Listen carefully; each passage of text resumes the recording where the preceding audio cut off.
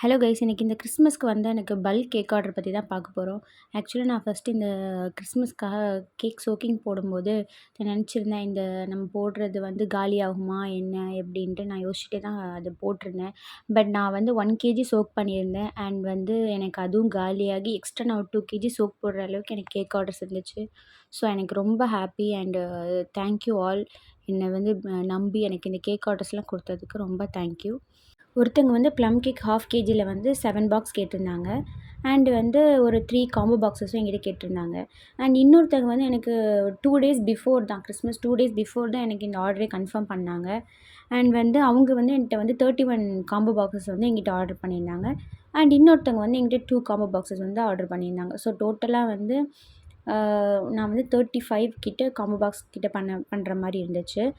And இதில் வந்து combo box என்னென்னா வந்து ஒரு ப்ளம் கேக் வரும், டீ கேக்ஸ் வரும், ப்ரௌனீஸ் வரும், சாக்லேட்ஸ் வரும். இது எல்லாமே தனித்தனியாக நான் பண்ணி எடுக்கணும். அண்ட் என்னோடய ஓடிஜி வந்து 48 லிட்டர்ஸ் ஓடிஜி. ஸோ அதனால் வந்து நான் நிறைய டைம் பேக் பண்ணி எடுத்து திரும்ப வைக்கிறது எடுக்கிறது அப்படி தான் போயிட்டுருந்துச்சு. ரொம்ப ஹெக்டிக்காக இருந்துச்சு. என்னோடய அப்பா, அம்மா, என் ஹஸ்பண்ட்லாம் இல்லைன்னா என்னால் இந்த கேக் ஆர்டர் எப்படி கம்ப்ளீட் பண்ணியிருப்பேனே எனக்கு தெரியல. என்னால் நிறைய வீடியோஸ் கூட எடுக்க முடியல. நான் பேக் பண்ணுறதுல என்னால் வீடியோ எடுக்க முடியல நிறைய. அண்ட் உங்களுக்கும் இந்த மாதிரி பல்க் ஆர்டர்ஸ் தேவைப்பட்டுச்சுன்னா ஸ்க்ரீனில் தெரியுற இந்த நம்பருக்கு வாட்ஸ்அப் பண்ணி உங்களோட ஆர்டர்ஸை ப்ளேஸ் பண்ணிக்கோங்க. தேங்க்யூ.